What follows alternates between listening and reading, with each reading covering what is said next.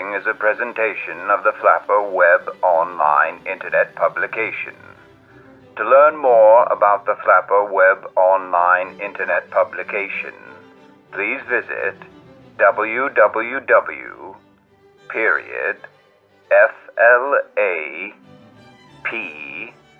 another P, R, another period, and then the word net. Also available at these fine social media retailers. The French Revolution, Good Thing, Bad Thing. A video lecture prepared by Professor James O. Flannery. As read by Tom Cruise. Author's note. I took a break from writing out my personal fantasies, disguised as political satire, disguised as erotica, to bring you something actually educational for a change. This is the first in a planned series of lectures on the subject of revolutions, both political and social. Yes! I trust none of you will become dizzy after so many turns of events, but in any case I will endeavor to keep my commentary free of any spin. I am only being amusing, of course. Let us begin. Part 1. The, first part. Now, I know all you youngsters love your revolutions. I suppose you consider yourselves brave little revolutionaries, too, with your $200 Nike shoes and your $800 Gap Apple McGizmos, all manufactured by impoverished foreigners you neither know nor care about. I hear all the time how much you wish to change the world, to stand up to the man and fight for free love and all the rest. But that's simply because you don't know a goddamn thing about anything. I keep telling you, again and again, do the reading. It's all there, black and white, clear as crystal. Almost everything, and certainly anything cooked up by your frankly demented and puerile imaginations, has been considered and attempted before. Your so-called new ideas are little more than repackaged old ideas, argued ever more stupidly with each go-round. Just what the hell's your plan anyway? Do you really believe you can remake society from the ground up? Well, take a shot, I guess, you savage little ingrates. What do I care? I've already got one foot in the grave as it is. I'll be laughing my old wrinkled keister off while you run around planting equity gardens and wondering why your inclusion crops won't spring up from the gutters and rooftops of the cities you so callously destroyed.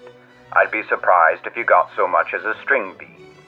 The simple fact is that almost every political revolution to date, with one, well, maybe two exceptions, has led without fail to immiseration, starvation, bloodshed, civil war, foreign war, ghastly architecture, abysmal art, and whatever the hell this thing's supposed to be. Ever hear of the Russian Revolution? What a goddamn mess. How about the Chinese Revolution? An even bigger goddamn mess. Cuba, Venezuela, Korea, Vietnam, Cambodia, Iran, Egypt, Angola, the Congo. The list goes on and on. A key ingredient seems to be communism, but in a pinch any insane ideology will do. It all comes down to the revolutionaries operating from a playbook that bears no resemblance to reality. It's like trying to run a full-court press when it's 1st and 10 from the 20-yard line. It just makes no goddamn sense. And the granddaddy of all these colossal failures, the blueprint for every social and political clusterfuck to come afterwards, was undoubtedly and assuredly the godforsaken French Revolution.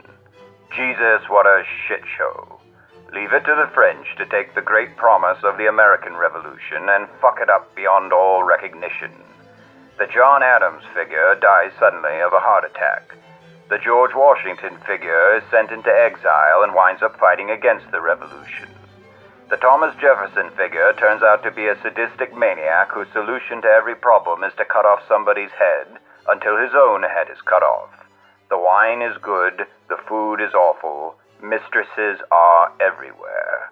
It's all so ridiculous and poisonously French, it makes me wish I took my honeymoon in a far more sensible country, like Finland. But no, Gladys just had to see that goddamn stupid tower. Wiser men than your author have gone mad simply trying to make sense of it all.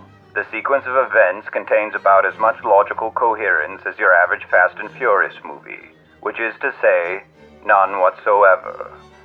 It's an almost impossible story to tell, but I'll try my best. Let me tell you about the French. Part 2. The, French. The French run hot and cold as a rule. With the British, Germans, or Japanese, you regularly know what you're getting yourself into. With the French, it depends on the day of the week, whether the soup or sex was good last night, the position of the planets, and many other factors of ever-increasing variety and absurdity. The French can be some of the warmest, friendliest people you'd ever want to meet. And right on a dime, they can turn into the most truculent pack of jackasses that ever roamed the face of the earth. In the First World War, Frenchmen fought with staggering bravery and ferocity. And in the Second, they rolled over like a sick dog. Jacques, you must hurry. The Germans are invading again. Yeah, fuck it. It's my day off. That's basically how it went. Like so many other celebrated European peoples, the French have a long history that stretches back into the myths of antiquity. In Roman times, what is now France was known as Gaul, peopled by a race of mustachioed, half-naked pseudo-savages with crazy and, as you kids would say, badass names like this guy, Vercingetorix. Makes him sound like a goddamn dinosaur, and maybe he was, I don't know. I wasn't there. Anyway, a whole bunch of other stuff happens. The Roman Empire falls into ruin. A Germanic tribe called the Franks runs roughshod over the Romano-Gallic people and consolidates the first Frankish kingdom under their chieftain Clovis. In the Dark Ages, the Moors penetrate the Pyrenees in an attempted invasion, but were stopped at the Battle of Tours by nobleman and bedroom champion, Charles the Hammer. His son, Pepin the Short, don't let the name fool you, was crowned king in the wake of this victory, and his son became the legendary Charlemagne, or Charles the Great. Now that guy could fuck until the break of dawn. We're talking both size and skill. The population of France doubled overnight. Women were never happier. These are historical facts. Also Christianity, the Crusades, the Normans, the 100 Years' War, the Wars of Religion, Huguenots, the Three Musketeers, Louis XIV, the Palace of Versailles, Jean-Jacques Rousseau. Wait a minute, I missed somebody. Oh, that's right. Come on out, don't be shy, I won't hurt you. There you go. Who's a good Voltaire? Who's a good polymath, philosopher, playwright, urbane and sophisticated wit, and all-around good guy? Yeah, I love you, Voltaire. No, I really do. You kids should put down your goddamn phones for one goddamn second and inject some culture into your badly misfiring, pea-sized little brains. Anyway, we're all caught up now. By the late 1700s, France was the most powerful nation in Europe. They had just humiliated their traditional enemy, Great Britain, by aiding the American colonies in the War of Independence. Things should have been looking up, but they weren't. Beneath the military and cultural might of France was a rotten structure ready to crumble. Obviously, the first problem was that King Louis XVI was a virgin until he was 25. How the fuck do you even pull that off? Actually, I looked this one up. According to some historians, Louis XVI had a condition called phimosis, which basically meant the foreskin couldn't retract, causing erections to be intolerably painful. It sounds like the most pointlessly cruel condition of all time, so I'm going to cut my man some slack here, and I hope you do too. Believe it or not, salacious rumors of this sort had a significant impact on national politics. I mean, that's what you get when you live in an absolute monarchy in which the king, supposedly, controls everything. How confident could you be in your government if your government can't even get itself laid? This isn't a joke either. There were actually leaflets, the 18th century equivalent of twit, posted around Paris asking, can he do it? Can he do it? Spoil me! Humiliate me! Only do it! Do it! Hump! Well, I'm pleased to report he finally did do it. But then he made the classic mistake of settling for the first woman he boned. Well, actually, their marriage had previously been arranged for state reasons, but still, Marie Antoinette was a real stick in the mud. Why ever this dim-witted, average-looking, but mostly harmless woman ever garnered so much attention either then or now is frankly beyond me. Her most famous words, "let them eat cake," she likely never once uttered. And besides, just what the hell do you have against cake? Marie Antoinette was loathed and despised from the moment she set foot in France, but that might just be the French being French again. Nonetheless, France's real problems ran much deeper. Unlike the deluded claims of today's obscene and ignorant revolutionaries so-called, the subjects of King Louis had an entirely valid list of complaints. Stop me if any of this sounds familiar. 1. The taxation system was archaic, dysfunctional, and genuinely oppressive. 2. The national treasury was bankrupt and their money drifting towards worthlessness. 3. French nobility were corrupt, venal, nepotistic, and almost totally clueless. 4. French Catholicism was mandatory, and weekly training sessions were held each Sunday to enforce a rigid and unquestionable dogma. But you know, it's the little things that get to you after a while. If you were a commoner just minding your own business and suddenly a bishop or nobleman rode by in their carriage, you had to step off the road and kneel in the mud until he passed you by. That was a goddamn rule. If you refused to make your obedience, you could be beaten with impunity, or in the case of a bishop, hit over the head with a fancy stick. You could be pilloried, your property could be seized, or worst of all, find yourself imprisoned in some urine-soaked Gothic fortress, like this one, the infamous Bastille of Paris. Then you have all this shit. Powdered wigs, ridiculous hats, sashes, frills, ribbons, pantyhose on men. Hoop skirts, corsets, parasols, waistcoats, overcoats, pimp canes, and handkerchiefs, handkerchiefs, handkerchiefs. Just what the fuck was going on? Was there something in the water? Did all of Europe lose its mind for 200 years? Look, I get you're rich and want to show off and everything, but you have to dress like a goddamn fruitcake. They actually made soldiers wear this crap in battle. Have you ever seen anything so goddamn impractical? Contrast all this to those old paintings of people in medieval times. Certainly their clothes appear odd, but there's a kind of logic to it. Obviously they lacked mechanical looms and sewing machines. All cloth had to be woven by hand, and thus their clothing tended to be simple. Now, I'm no fashion expert, but somehow Europe went from this to this in a handful of generations with no explanation whatsoever. If that wasn't reason enough to blow everything up and start again, I don't know what is. Anyway, such were the social conditions of France when that ominous year 1789 rolled around. And like burrowing termites, the long-standing problems beneath the facade of French splendor began to spell trouble for both the Bourbon dynasty and the Ancien regime itself. Let me tell you about the Troubles. Part 3. The Troubles. The spark that lit the fuse of the French Revolution was a fiscal crisis, which, like all fiscal crises, was incredibly complicated and boring. Let me just say the French state was Baroque. Shut up. Now, some historians argue that the substantial military aid rendered to the Americans was responsible for pushing France into arrears. But how the hell was that our problem? Don't you hang this one on us, Simon Schama.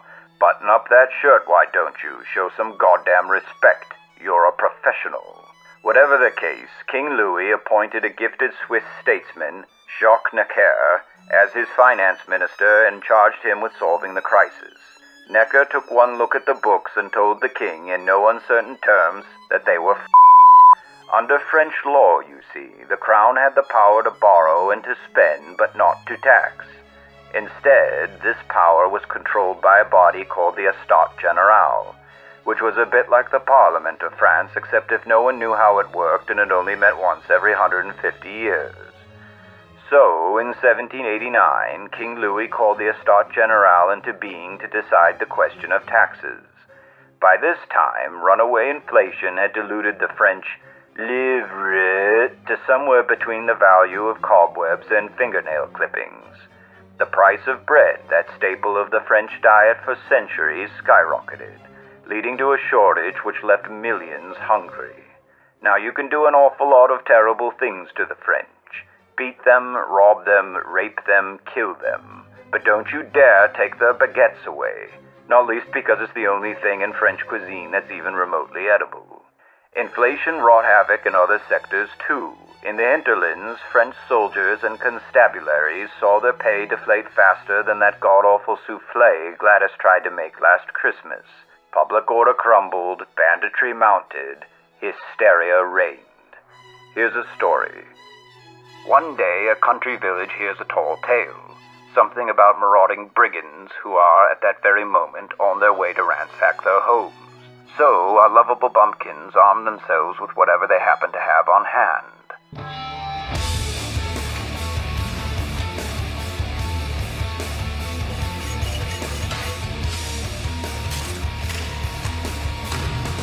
However, who should they meet on the road but the angry villagers of a neighboring town?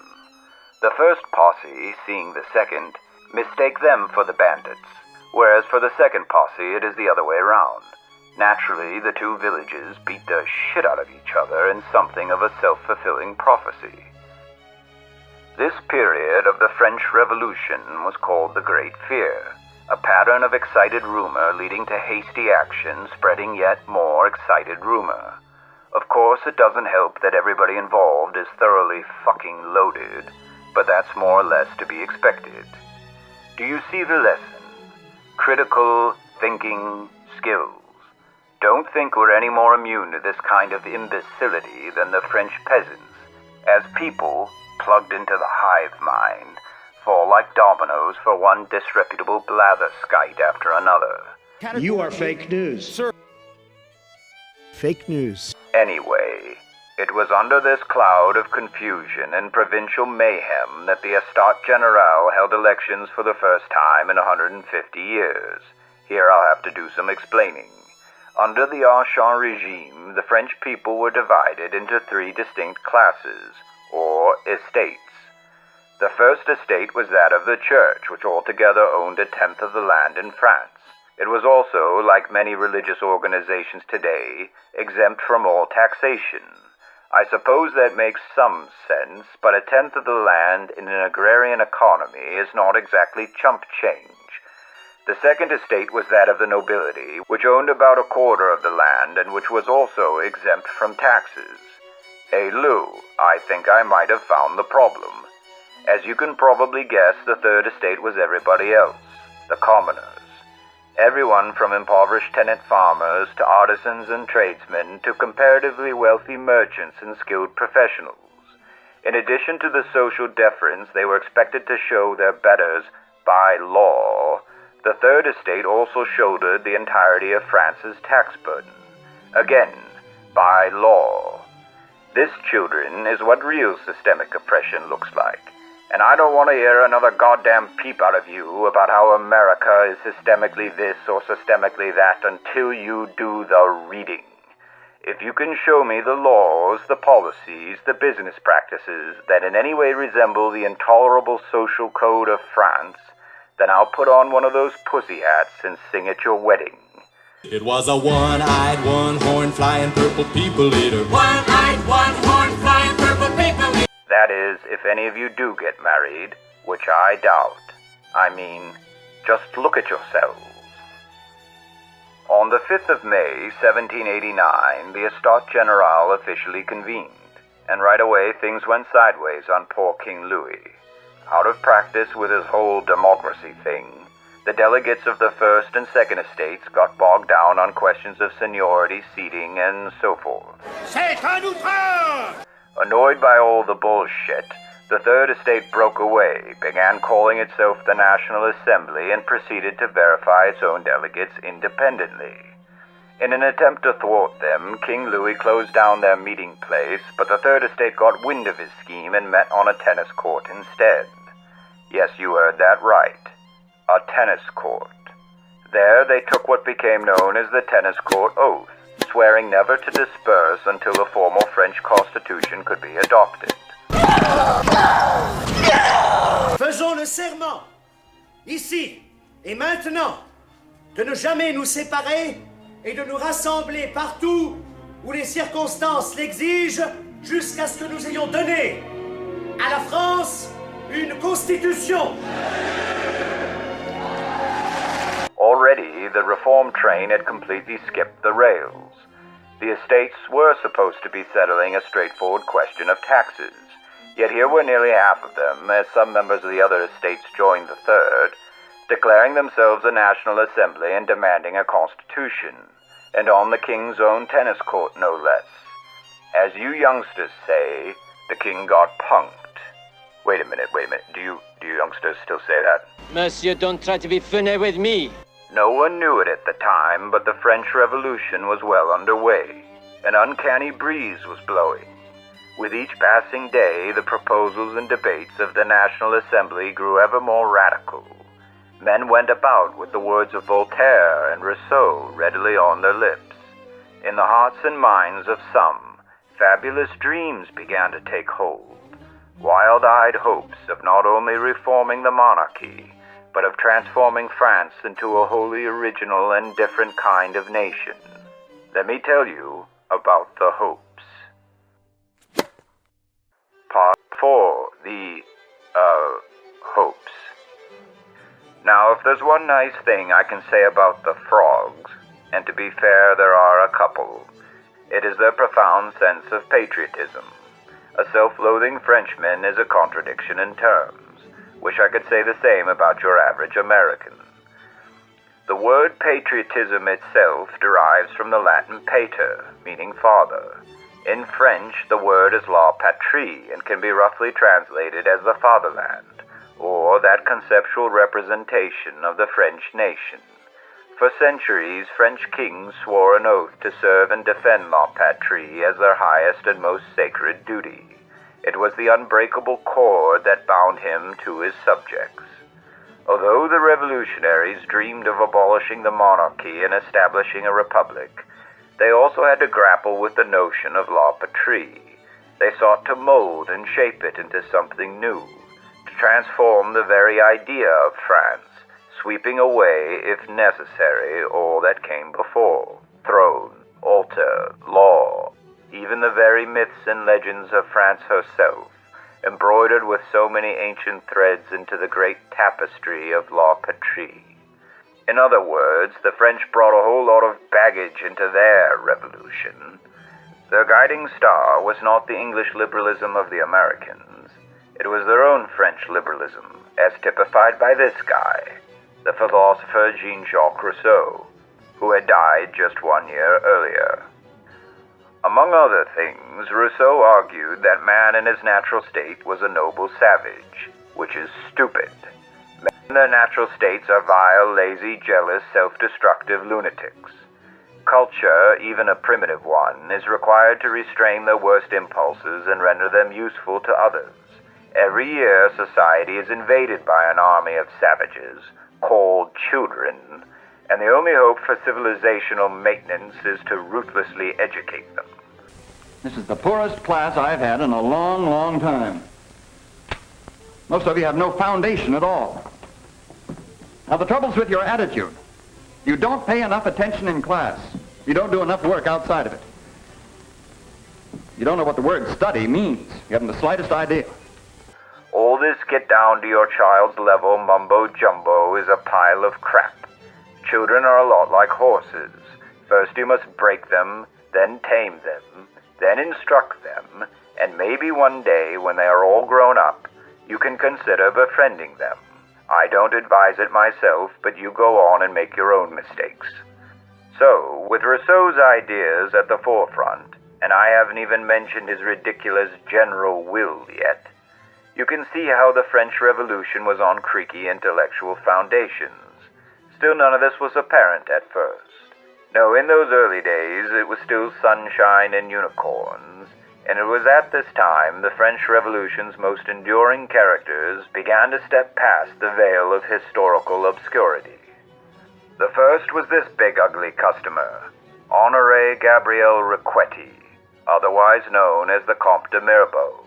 Despite resembling a hammerhead shark that had carnal knowledge of a mule, Mirabeau enjoyed numerous love affairs throughout his life, wrote several indecent works of erotica, not that there's anything wrong with that, and stumbled into scandal after scandal. Of course, in France, this is precisely the sort of thing that makes one widely celebrated and respected. Mirabeau was immensely influential in the early stages of the Revolution, popular amongst both the nobility and commoners alike. Although a member of the aristocracy, for a combination of reasons, the Second Estate refused to seat him, so he took a seat as a member of the Third Estate instead. There, Mirabeau played very much the part of John Adams, driving the National Assembly to contemplate ever more radical solutions and proposals.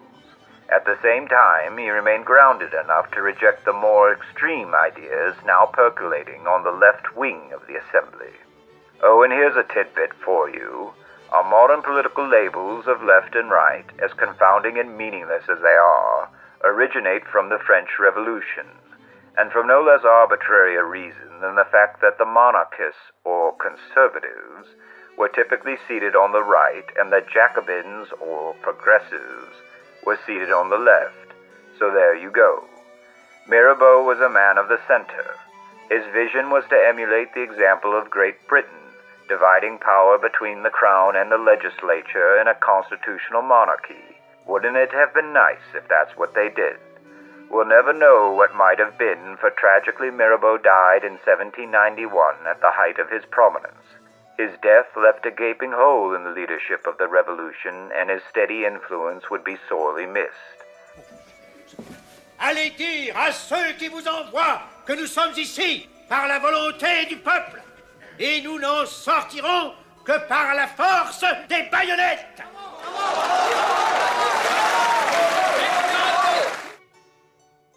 Another leading figure was this slithering snake in the grass, Charles Maurice de Talleyrand-Périgord, remembered in history as simply Talleyrand. Partly crippled, Talleyrand earned the epithet the Lame Devil early in life, which is a bit strange considering he went on to become an ordained bishop. But since we are in France, Bishop Talleyrand also enjoyed love affair after love affair, allegedly fathering over 24 illegitimate children. A pretty respectable batting average, if you ask me, especially for someone in a career which demands celibacy as its principal requirement.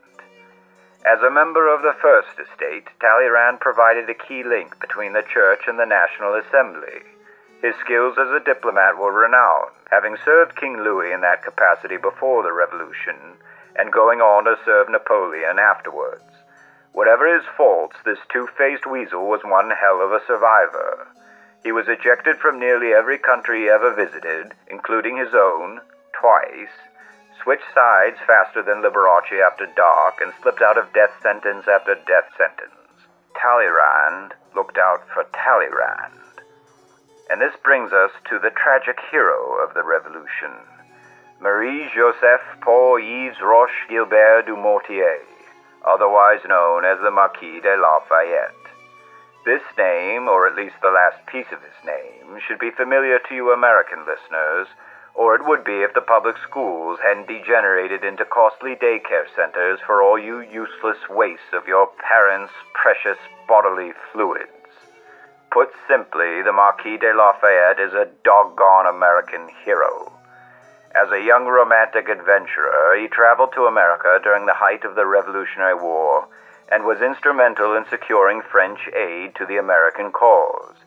He accompanied the Continental Army in many of its most famous campaigns, the defense of Brandywine Creek before Philadelphia, the long, arduous winter at Valley Forge, the siege and final victory at Yorktown. In another twist, Lafayette was one of the few Frenchmen in all of history who remained faithful to his wife until the end of his days. Pretty impressive when you consider the amount of tail this cat could have pulled down in his sleep.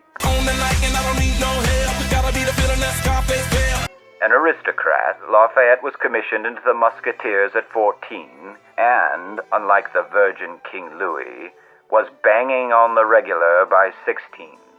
At some point, he fell madly in love with this total hellcat, and they were making beautiful music together before most of you youngsters have even seen the treasure chest. These are historical facts. Although passionately devoted to one another, both Lafayette and his wife Adrienne did share a kind of platonic romance with another man, and I'm going to forgive them for this because the name of that other man was George Washington. Now, before any of you Weisenheimers start snickering, I don't mean to imply there was any hanky-panky. I only mean that Lafayette adored Washington as the symbol of the new man. He even named his son George Washington Lafayette, which is so goddamn respectable I wish I thought of it. But no, Gladys just had her little heart set on Gus. And what has he ever done with his life? A divorced, unemployed former manager of Piggly Wiggly. Gus, I made a mistake, didn't I? As an aside, in 1824, nearing the end of his life, Lafayette made one final journey to the United States. By then, the generation of the Founding Fathers was long gone, which made the arrival of Lafayette seem like the coming of a legendary man from a distant age.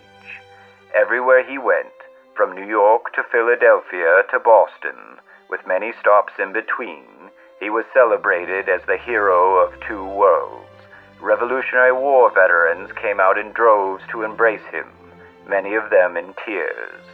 At the site of the Battle of Bunker Hill, Lafayette scooped some earth from the battlefield and had it sprinkled on his grave when he died.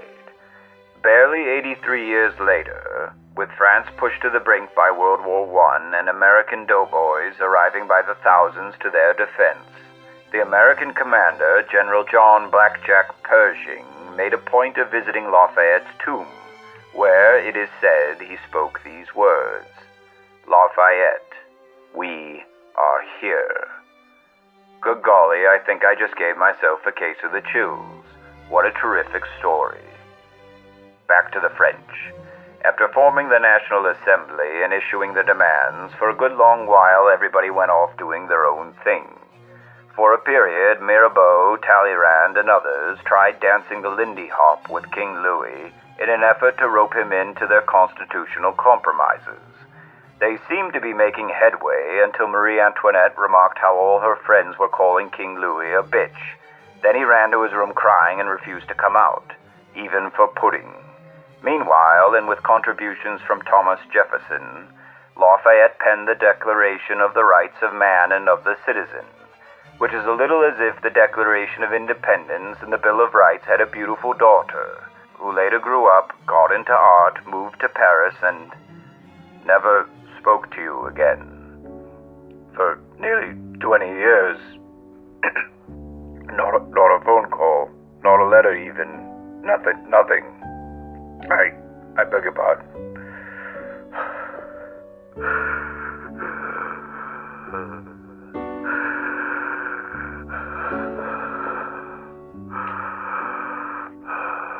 What? Are you still recording? No, damn it. Cut this part out. Cut it out.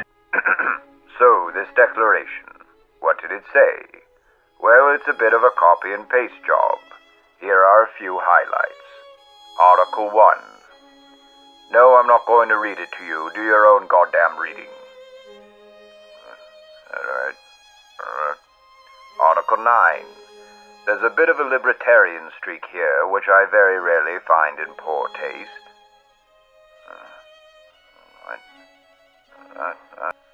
Article 14.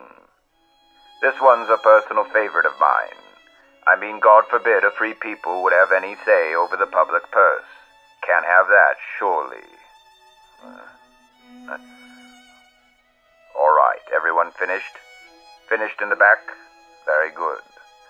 At any rate, the revolution was beginning to move past the king and the state bureaucracy, tantalizing men like Lafayette and Mirabeau with glorious dreams of a restored and revitalized France.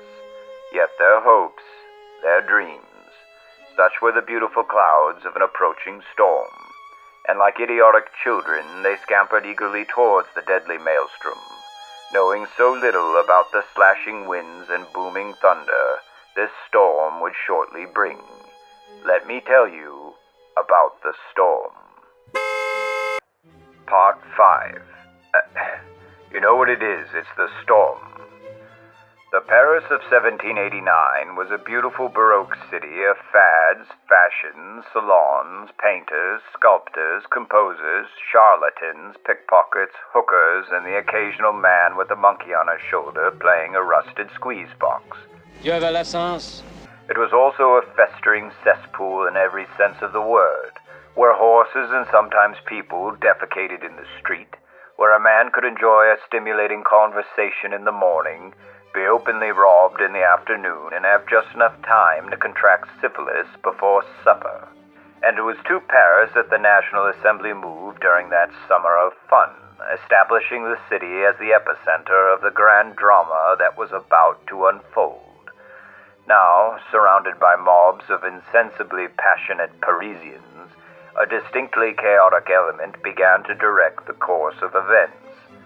Chief amongst this rabble were these fine fellows, the sans-culottes. Like the modern-day blue collar for working men, the sans-culottes derived their name from their choice of habiliments. That is to say, they wore pants instead of pantyhose. The sans-culottes embraced the revolution wholeheartedly, but were rather vague on what it was exactly they wanted. Beyond less taxes and more bread, I suspect they weren't all that sure themselves. But they were certainly enthusiastic, parading regularly in great crowds past the National Assembly and waving a new kind of banner. This one, the tricolor. 3 solid vertical columns of red, white, and blue, which came in 2 forms, the flag and the cock. Aid. The colors are all supposed to represent different things, but who cares? It's a decent enough flag. If I already wasn't in love with another incredible flag, I don't think it'd be the worst fate in the world to have to wave around this one. However, it did spark a trend of copycats that have plagued mankind ever since. Oh, real original, Bulgaria. That's just the Hungarian flag upside down. Hey, has anyone told the Romanians their flag has a big hole in it? Wait a minute. Now that's peculiar. Nothing is more vexing to vexillographers such as myself to have to remember which 3 colors and which configurations belong to which otherwise insignificant island nations. Well, all except for this one.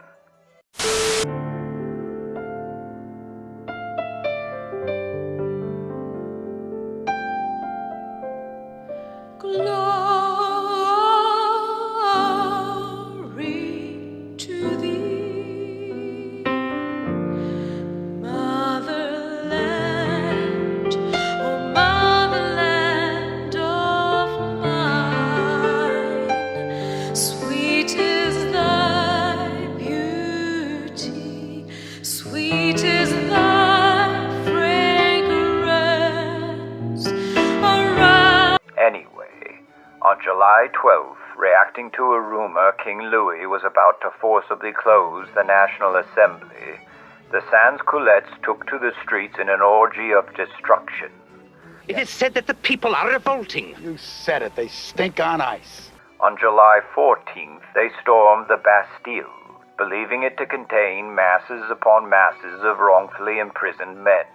In fact, the only prisoners present at the time were 4 convicted forgers and 2 sexual perverts, although that didn't stop the mob from crowing about how they'd struck a mighty blow for justice. Where have I heard that one before? What sort of stupid question is that? Are you blind? Vive la nation! Vive la nation!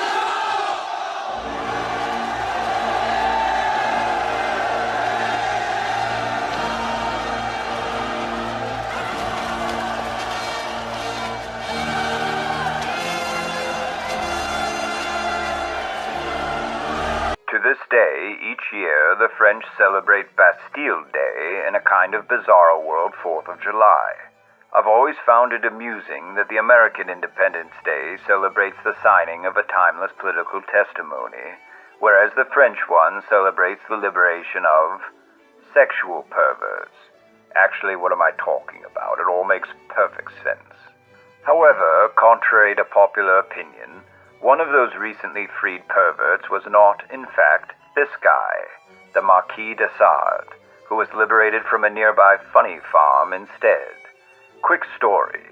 The Marquis de Sade, in case you weren't aware, is the man for whom we owe the word sadism.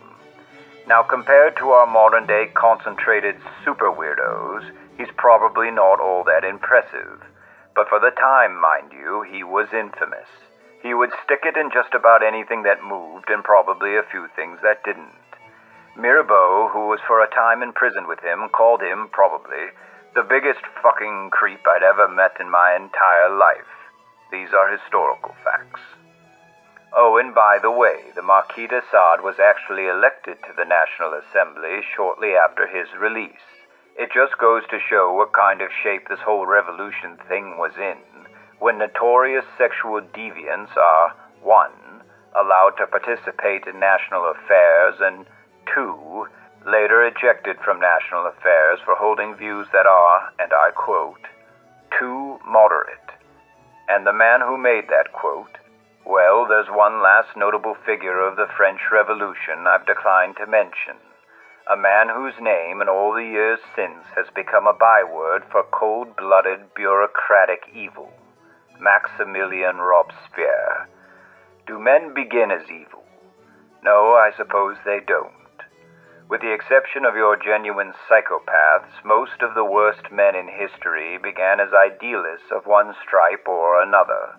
Yet in their strident zeal, in their uncompromising fanaticism, and most importantly, in their total lack of regard for the lives and concerns of individuals, otherwise gifted, ingenious men have made themselves the closest thing to Satan we will ever witness in flesh and blood. The lawyer, Robespierre, was one such man. More on him to come. All right, back to the mob and all the whimsical, wonderful things they were up to. Alarmed by the anarchy in the capital, King Louis appointed Lafayette as the commander of a National Guard to restore order. Again, in the fast and furious logic of the French Revolution, no one could tell which side this quasi-revolutionary force was on. No one could tell which side the king was on, for that matter. Pull, purple, whistle. The hell did you say? Pull, purple, whistle. All right, I understand. Supposedly he was the enemy of the people, but the weak king did seem genuinely committed to reform and desired at all hazards to avoid fratricide. At one point he even traveled to Paris, where he was presented with, and accepted, a most magnificent cock, aid, which he put onto his hat. None of this mattered one way or another to the mob, whose spasmodic vicissitudes in temper were incomprehensible to anything resembling ordinary mental processes, just like a woman. I'm reading, fuckface. To tell the truth, they were more in the mood for smashing things than anything else. Blood was in the water, and they could smell it. In October, a crowd of outraged women, see, what did I tell you, furious over inflated bread prices, provoked a much larger mob which marked the 12 miles to Versailles and proceeded to ransack the lavish, opulent, quite ridiculous palace.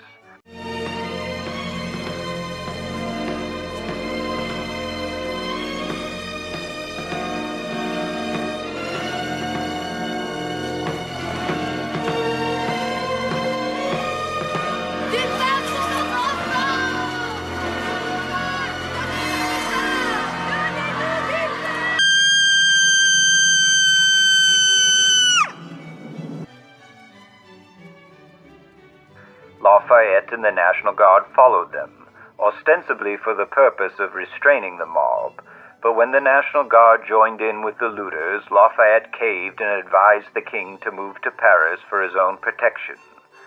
Thus it was Louis XVI, Marie Antoinette, and the entire royal family became virtual prisoners in their own kingdom. Votre Majesté. Lupin.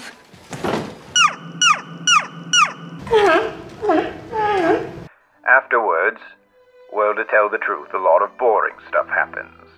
The French, in quintessentially French fashion, take 2 goddamn years to figure out what the hell they want. Increasingly divided between left and right-wing factions, the National Assembly settled into a long, implacable gridlock. The National Guard, despite Lafayette's best intentions, grew ever more radical.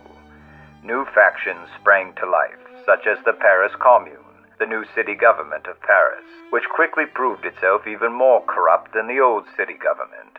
Who would have thunk it? And then, of course, you had your Jacobins. Who were the Jacobins? I don't know. Their emergence is every bit as unfathomable as anything else in this whole cockamamie revolution. Apparently, they began as a kind of debate club. Seems innocent enough, right? Balderdash! No matter their origins, the Jacobins rapidly mutated into a proto-communist hive of lawyers and similar parasitic organisms. A misguided, malignant tumor which metastasized throughout the National Assembly and the public at large. But naturally, the Jacobins found themselves soon divided. You had your Girondin faction, and your Montagnard faction, and several other factions whose names are not worth my time learning how to pronounce properly. What they all shared in common was a deadly certainty about the rectitude of their own beliefs, and during a time of political stalemate they began to draw sway among the impatient and the gullible.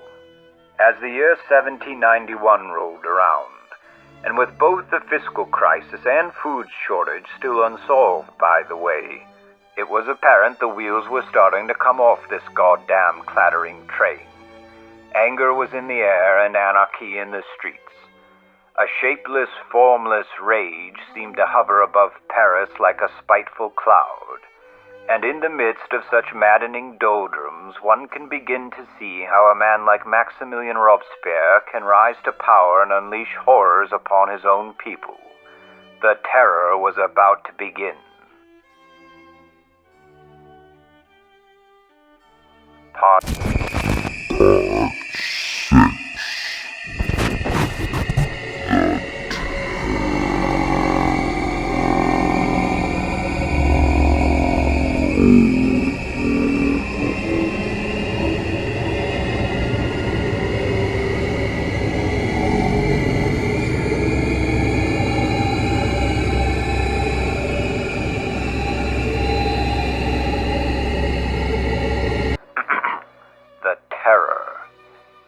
Now, dear listeners, we've come to the part you've undoubtedly all been waiting for. The death, the devastation, the desolation, and the drama. In April 1791, after 2 years of nothing, everything starts happening at once. First, the Comte de Mirabeau dies in his sleep. I already told you that, but now you've heard it again. His death opened an enormous void in the moderate center of the National Assembly, which began drifting into the clutches of the most radical faction of the most radical club in town. Then, not long afterwards, the king and the royal family absconded in the middle of the night, fleeing the country disguised, curiously enough, as peasants. They intended to rendezvous with the king's brother and other emigres in neighboring Austria, but were caught near the border and returned in shame and shackles to Paris. The Jacobins, really feeling their oats now, demanded the king be deposed and the monarchy abolished. A huge crowd swarmed the Champ de Mars to sign the petition, where a gang of obstreperous yokels commenced hurling stones at National Guard soldiers attempting to keep the peace. The soldiers returned fire, and when the smoke cleared, somewhere between 20 and 50 people lay dead. Lafayette, on thin ice already for his support of the king, saw his reputation plummet. The goons even had the temerity to break into his home and threaten his wife and children. Those vile devils! See how quickly they turn on their heroes. Mark that well, all who seek the approval of the mob. Get the fuck out of here! For there's a friend in Jesus who will wipe your tears away. A year later, with war brewing on the frontiers and the National Guard utterly infested with Jacobin sympathizers, and hence completely useless, Lafayette was forced to step down. This noble, honorable man, who idolized George Washington and hoped to similarly serve his country, was branded a traitor, burned in effigy, and forced to flee his homeland. He had hoped to return to the United States, which I hazard to point out was at that very moment in the midst of establishing the most durable constitutional government the world has ever seen. Alas, Lafayette could only make it as far as the Austrian Netherlands, modern-day Belgium. His part in the revolution was essentially over. By 1792, with Mirabeau and Lafayette out of the picture, that left Talleyrand as the sole remaining moderate of the original revolutionaries. But the great statesman was off in Great Britain doing statecraft-type things, and whatever the hell it is British people do in their free time. I get knocked down, but I get up again. You're never gonna keep me down. I get knocked down, but I get up again. You're never gonna keep me down. Enter the Girondins. It may be helpful to think of the Girondins as the forerunners of our modern-day progressives, those do-gooder, busybody numbskulls who clear the way for the real fanatics to take charge. My own pet theory about progressives is they should be understood and treated like doggone backseat drivers who never shut the hell up. It's like taking Gladys shopping. They'll never give you a moment's rest with all their yapping and their chirping enough to drive Jesus Christ himself absolutely incurably bananas. The hell of it is, every now and then, they can be right, and you have to admit it, which is the worst fucking part. But where they're really dunderheaded is in assuming they can step behind the wheel of a car they know nothing about and couldn't dream of repairing if or when they run it off a goddamn cliff. And we decided to come together in sweeping legislation. Our movement continues and is getting stronger every day. We have confused the idea that to achieve safety, you put more cops on the street.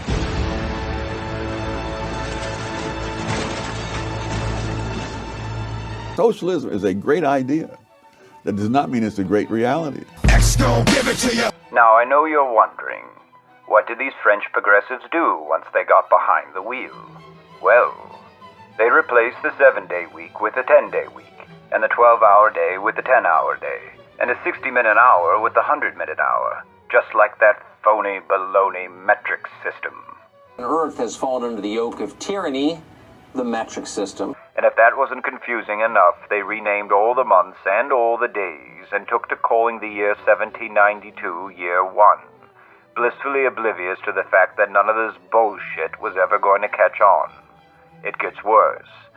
What began as reasonable criticism of the Catholic Church led to outright abolition of the Church, dismantling, if you will, which led in turn to the founding of a new church, which they named, I'm not kidding you, the Cult of Reason. Then they went on to assure a skeptical French public that this cult was perfectly normal, didn't you know, and not at all a really real actual cult. Not the kind of cult that conducted lurid rituals with scantily clad women, which had temples and altars and burnt sacrifices, all of which the Cult of Reason undeniably did.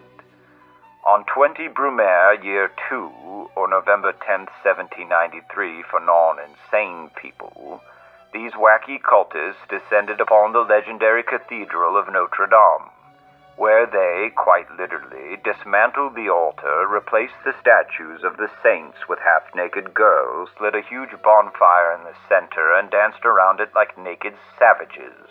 Because, of course, reason. We've got to follow the science. All this got too crazy even for Robespierre, who eventually put the kibosh on the Cult of Reason, and since he was such an eminently reasonable man himself, he replaced it with a cult of his own, the Cult of the Supreme Being, which was only slightly less ludicrous. For a while in revolutionary France, there was a brisk trade in cults, but that's what you get when you tear everything down. Thank God Napoleon finally put an end to all this balderdash when he seized power. Dictators. There's another thing you get when you tear everything down. Meanwhile, the Girondins and the rival Montagnards, the faction headed by Robespierre, churned out constitution after constitution like they were flyers for a silly school dance or something. Oh, and did I forget to mention, in the middle of all this, France was invaded by both Austria and Prussia, suffering a series of humiliating defeats as her thoroughly demoralized army crumbled and retreated back to Paris. Robespierre, who happened to take power at this time, dealt with the crisis by summarily executing his Girondin rivals and anyone else with the rotten luck to be hanging around that day. Remember this, my wishy-washy left-leaning friends. When the revolution comes, you're gonna get the bullet first. Or in this case, the guillotine. This sinister instrument of death is perhaps the most famous aspect of the French Revolution. Although precursors had been in use since the High Middle Ages, it was two Enlightenment physicians, a Frenchman and a German, who invented the modern guillotine, believing it would render capital punishment a far less gruesome enterprise. The ugly truth is that's exactly what it did. The previous method, a big hideous brute swinging a big hideous axe, was not exactly precise, you see.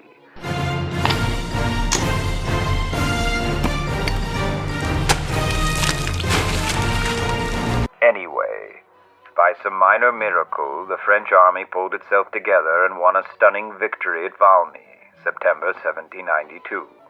Robespierre and his pals celebrated by condemning King Louis to death, and in January 1793, the disgraced and broken king, only 38 years old, mounted the gloomy scaffold before a jeering crowd of thousands. Test the guillotine!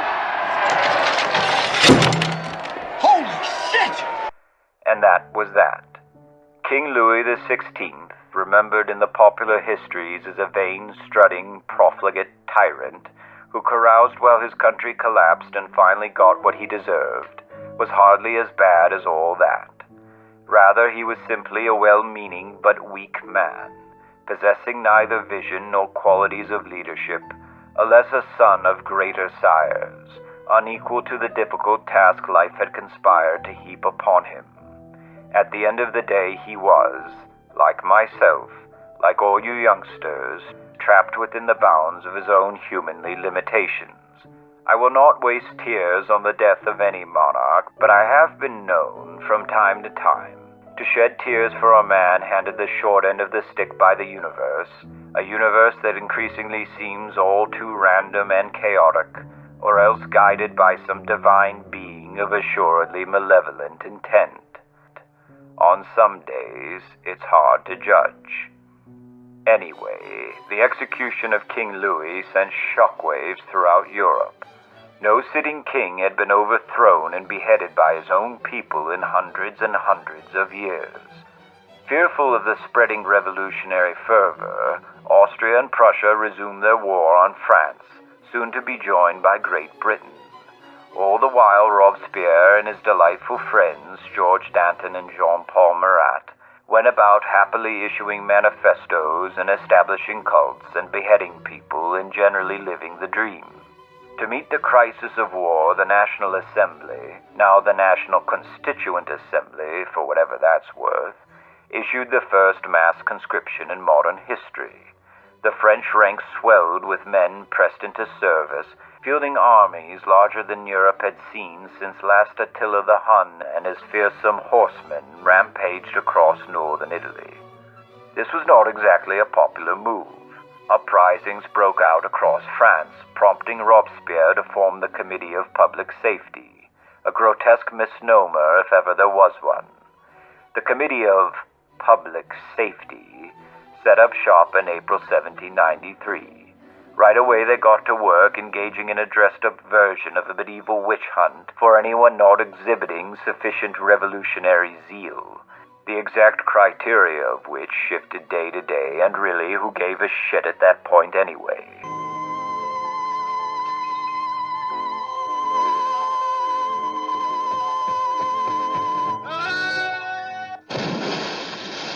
France had now managed to wholly and utterly fuck herself sideways. With further invasion imminent and rebellious provinces threatening to break away, the Committee of Public Safety suspended all laws and all elections, and furthermore claimed for itself the sweeping unchecked power of life and death over every French citizen. Not even the French kings at their height had anything like this absolute and arbitrary power. By now, so much had been dismantled, the law, the courts, the local governments. Who in France could possibly stand in their way? Heed this lesson well, you youngsters, or we might just find ourselves in our own reign of terror. Well, that's what they called it anyway. I mean, they actually phoned in their PR people and workshopped different names for this one. Although, to be fair, Robespierre was never fond of it. He insisted his measures should be referred to as justice measures instead. How laughable. You are sending an innocent girl to the guillotine! Excuse me, Francois. In practice, the terror amounted to a series of hysterical show trials and expedited executions for anybody who happened to make Robespierre's little black book that day. And another thing! And it wasn't too long before that little black book began to fill with the names of all of Robespierre's closest associates. Remember that one fellow, cross-eyed George Danton, Robespierre's bestest buddy forever and ever. Be gone! What about Philippe Egalite or Camille de... Who are they? Who cares? Sayonara, suckers. Yes! Yes! Oh, Marie Antoinette's still alive, not anymore. What a play by Lillibert! Mercy! Anyone else? Anybody at all? What about you, Jean-Paul Marat? Oh, wait. Some broad murdered you in your bathtub, didn't she? Didn't see that one coming. Get over here, Charlotte Corday. Adieu, mon cher. Hey, anyone seen Talleyrand lately? Safe! Anyone else want to be a hero? No? Too stinking bad.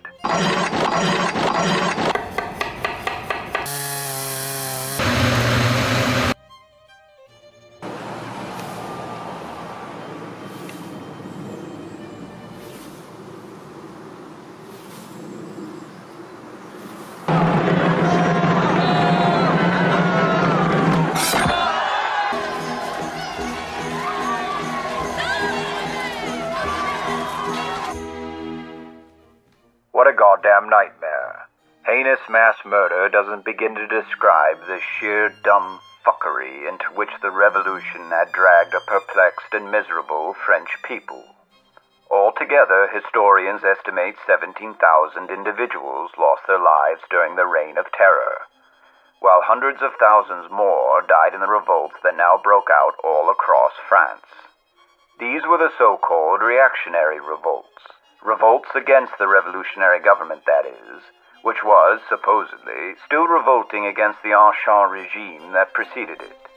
It was all revolting, if you ask me, but France was trapped, tangled up in wars with foreign powers on the one hand, and desperate to restore some semblance of domestic tranquility on the other.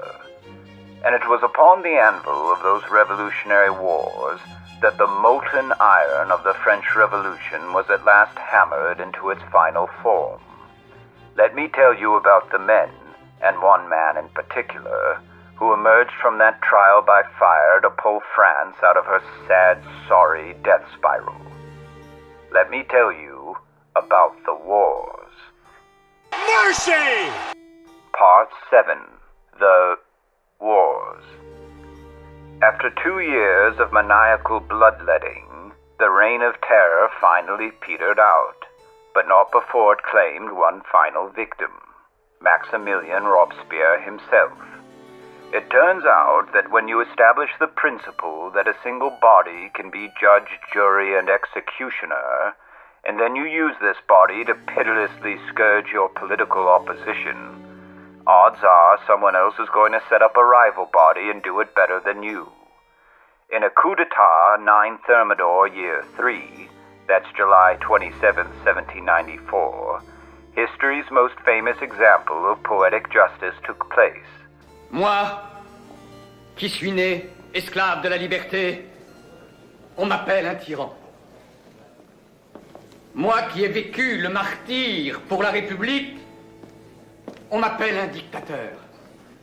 Alors qu'ils sont tout ce qui sépare la vertu de ces meurtriers. Citoyens, je suis né pour combattre le crime et non pour le gouverner. Gouverné par des forces bestiales de cupidité et de peur, d'ambition et de corruption. Il y a ceux dans les comités qui conseillent le désespoir. Before a jeering throng in the Legislative Assembly, Robespierre was condemned as a tyrant and a traitor by a new committee, the Committee of General Security. No, seriously. And swiftly condemned to death along with the other bigwigs of the now defunct Committee of Public Safety. Au revoir, assholes. So long. Un moment, citoyens! Il faut épurer les comités et rendre toute son autorité à la Convention nationale. Citoyen, je dois te demander de nommer ceux à qui tu fais allusion.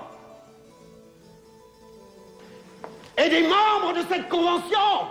Robespierre doit nommer ceux qui l'accusent. Des noms! Oui, des noms! Des noms! Des noms! Des noms!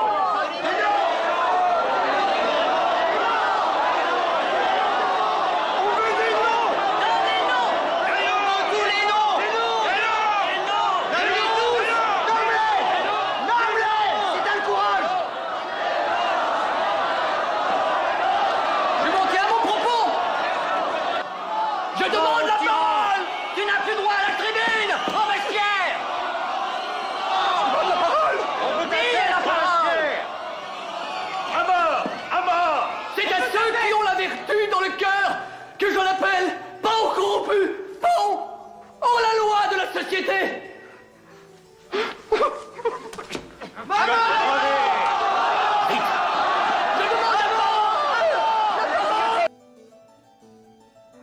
This and subsequent events became known as the Thermidorian Reaction, a counterpunch by the conservative factions who had for so long been persecuted.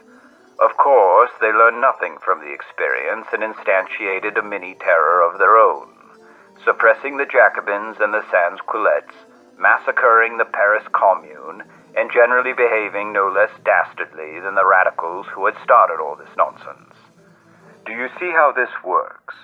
Whenever one faction perceives its opposite will stop at nothing to obtain power, some among them will feel justified to stop at nothing themselves. This manner of thinking may be tempting for some of you, but be warned. When such views prevail on both sides, our destiny can be no other than disunion and civil war.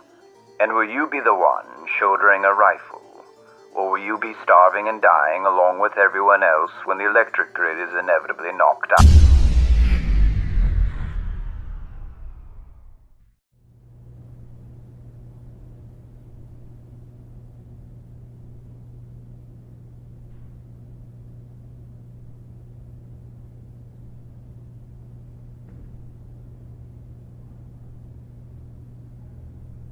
Anyway, I can't even begin to compute, let alone describe, the exact arrangement of factions, cliques, insurrections, and usurpations that followed in the next 6 years or so. To be honest, I've glossed over a whole bunch of shit already, but you get the gist. And really, there's just one more event you need to know about anyhow. After the committees of public safety and of general security, they must have started running out of committees because the next thing that took over was called the Directory. It was led by this guy, Paul Barras, who was a bit like the Pepsi to Robespierre's Coke, and he went on to something or other, and nothing, more bullshit, and then, finally, on 18 Brumaire, November 9th, 1799, this smooth damn cat strolls into town. A man not even French, but Corsican, who had risen from total obscurity to become the most audacious and brilliant commander of the French Revolutionary Wars. A man, I think, who needs no introduction, but here's one anyway. I did not usurp the crown. I found it.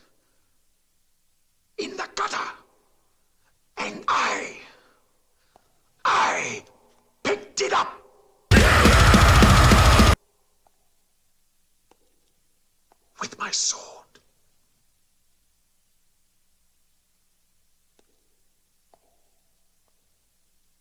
And it was the people, Alexis. The people who put it on my head. He who saves a nation violates no law. Now, this part of the lecture is called The Wars, so I guess I should go back a bit.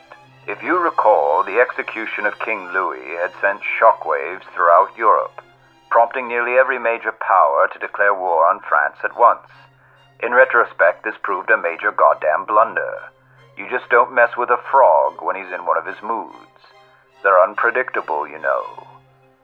If anything, the invasions of France gave the revolutionaries the authority to quell all dissent and consolidate their power, first by Robespierre and the Jacobins, then by Marat and the Directory, ultimately paving the way for dictatorship and French imperial ambition. In other words, the exact opposite of what the revolution was originally about.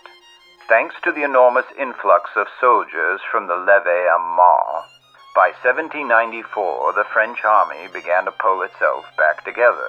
Indeed, the mixture of revolutionary fervor with traditional French military competence proved a potent combination. The French lashed out at everyone and everything, just like that time Gladys threw out my VHS collection. I mean, you just can't find some of these anymore. Anyway, in the south, French armies crossed the Pyrenees and invaded Spain. In the north, they poured into Flanders, seizing the whole of the Netherlands in a series of bloody battles, culminating in the capture of the Dutch fleet during the winter of 1795. Even at sea, the French were holding their own, nearly crippling the British fleet in an event known as the Glorious 1st of June, which is a great name for something that's actually not all that interesting. Meanwhile, the perfidious Britons attempted to encourage counter-revolutionary rebellion then taking place in the Vendée, or the coastal region of France, but were stopped by the local garrison under the command of a young, relatively unknown, surprisingly sexy artillery officer. More campaigns followed. In 1796, that sexy unknown officer became a lot more well-known when he mounted a daring invasion of Italy, of all places. To be honest, I'm not even sure Italy had anything to do with the wars against France, but I doubt the French cared either way. The point is, this is the moment when the world at large first learned the name of Napoleon Bonaparte. Further campaigns saw invasions into Austria, the Rhineland, a few more in Spain, a few attempts at the British Isles, and one in Egypt. Wait a minute, Egypt? What the fuck? Throughout all this commotion, the political situation in Paris remained as frenetic as ever. In the long run, the Directory proved every bit as unpopular as the committees that preceded it. The Jacobins, like a rash that refuses to go away, staged a political comeback, but were thwarted when Napoleon flew back from Egypt and told them to go fuck themselves. Napoleon's coup d'etat of 18 Brumaire was the last such coup for a while. Politically and spiritually exhausted, the French people rallied around their new despot and, astoundingly, proceeded to conquer almost all of Europe in the next few years. Say what you will about Napoleon, he sure was one remarkable son of a bitch. But his story, and that of the Napoleonic Wars, we must save for another day. All right, let's wrap this thing up. I gotta take my back pill. Part 8. The last part. So now you've heard the only story of the French Revolution you should really pay any attention to. Naturally, its historical accuracy is impeccable. Look, I know what I mean, you lunatic. Nevertheless, one final question remains. The French Revolution. Good thing, bad thing? Answer. Probably bad thing. Bit of a mixed bag, though. It's difficult to overstate the impact of the French Revolution on world and especially European history. There really hadn't been anything so seismic in scale since the fall of Rome. In the wake of Napoleon's triumphant legions, the feudal structures of Europe at last came crashing down. In their place, the modern-day nation-state rose into being, sweeping away the intricate web of kingdoms, duchies, and fiefdoms that had traditionally characterized European political arrangements. Parliamentary procedure and contract law began to supplant personal allegiance as the foundational mortar of society. Military institutions grew ever more centralized and integrated into the apparatus of the state, a development which would later lead Europe to the abhorrent cauldron of the world wars.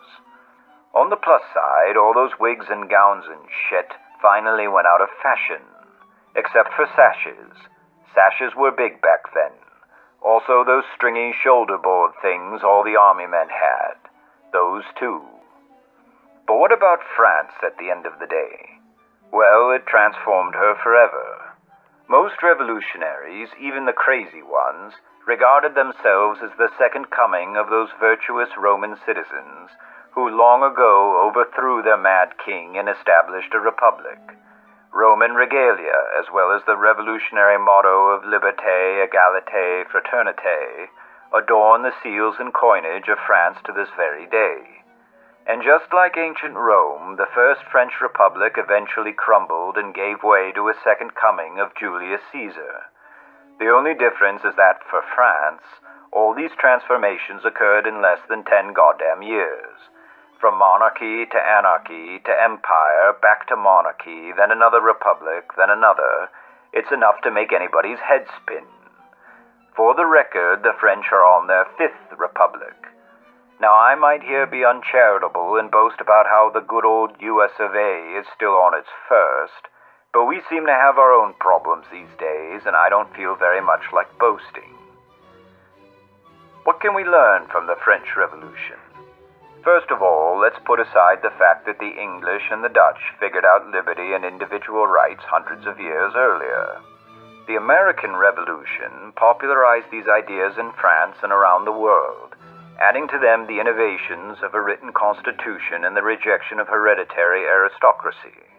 All of this contributed to the Republican enthusiasm that overwhelmed the Estat General when it was first called all the way back in 1789. But Mary, Mother of God, they just couldn't get it right, could they? My own conclusion is that it was the long-standing, though legitimate, grievances of the French commoners that threw a wrench into the whole goddamn thing. That kind of widespread anger and bitterness simply wasn't present in the American Revolution, whose leading figures were more interested in defending what they considered their rights as Englishmen than in settling old scores. The limited aims of the American Revolution, the preservation of liberty and of self-government, played no small part in its glorious success, whereas the grandiose aims of the French Revolution, the complete metamorphosis of France into some new, novel nation, doomed it to ignoble failure. But what do I know? Maybe there was just no other way for the French to do it. At any rate, they don't seem too embarrassed by it all. Quite the contrary, in fact.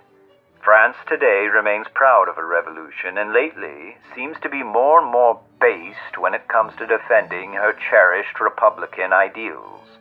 Hats off to her, I say, although there is one significant threat. This obnoxious prick.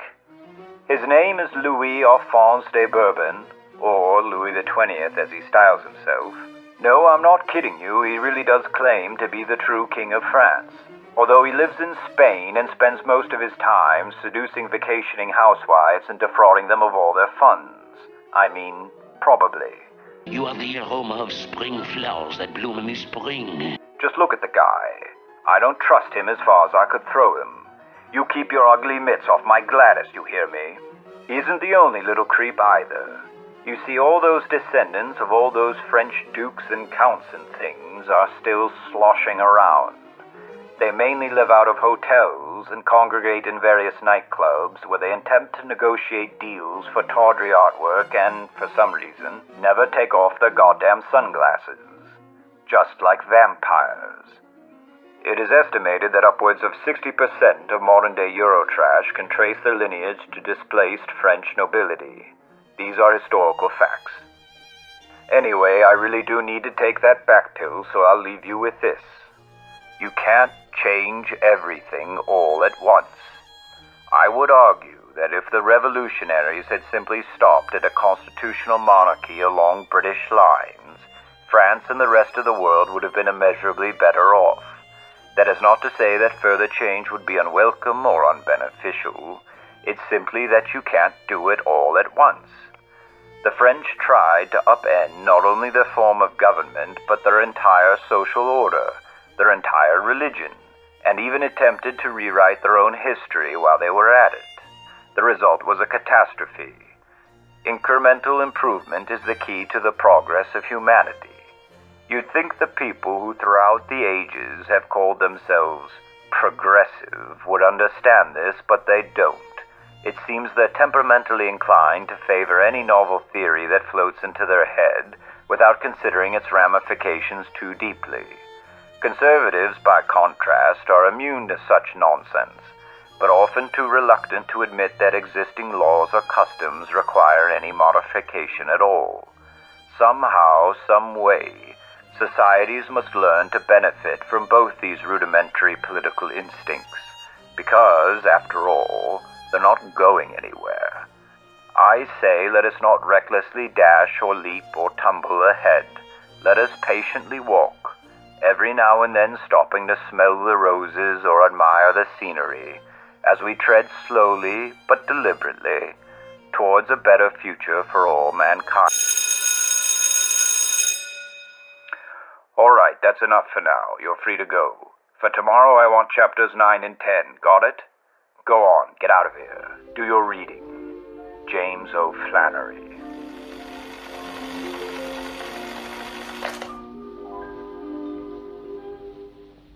La mer qu'on voit danser le long des golfes clairs a des reflets d'argent. La mer, des reflets changeants sous la pluie. La mer, au ciel d'été, confond ses blancs moutons avec les anges si purs. La mer, bergère d'azur infinie. Voyez, près des étangs, ces grands roseaux mouillés. Voyez, ces oiseaux blancs et ces maisons rouillées. La mer les a bercés le long des golfes clairs et d'une chanson d'amour. La mer a bercé mon cœur pour la vie. La mer qu'on a dansé le long des golfes a des reflets d'argent. La mer, des reflets changeants sous la pluie. La mer, au ciel d'été, confond ses blancs moutons avec les anges si purs. La mer, bergère d'azur infinie. Voyez, près des étangs, ces grands roseaux mouillés. Voyez, ces oiseaux blancs et ces maisons rouillées. La mer, elle les a bercés le long des golfes clairs et d'une chanson d'amour. La mer